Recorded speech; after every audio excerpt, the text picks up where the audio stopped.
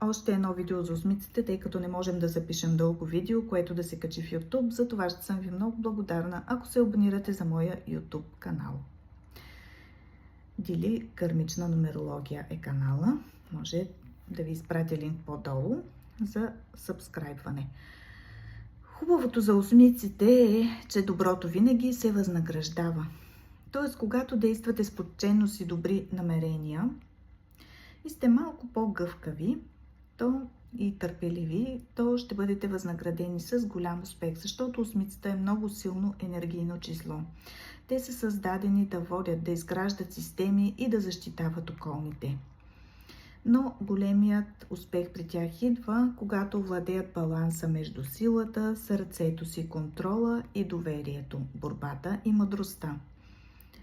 Както казахме, препоръчителни професии за осмиците са право, ред и управление, т.е. юристи, съдии, адвокати, следователи, данъчни инспектори, политици, но политици, които да са с чисти намерения.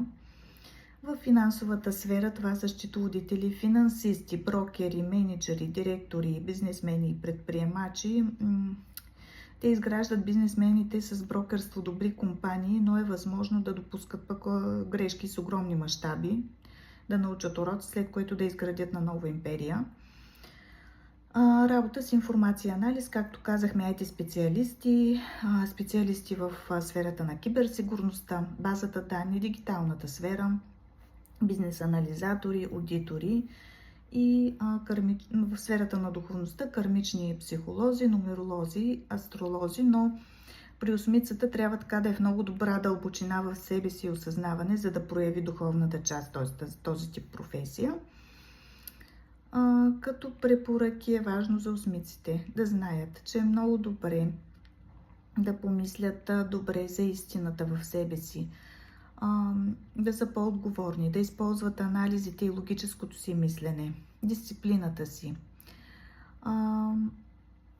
Това, което е важно да знаят, че те са носители на кармичната мъдрост.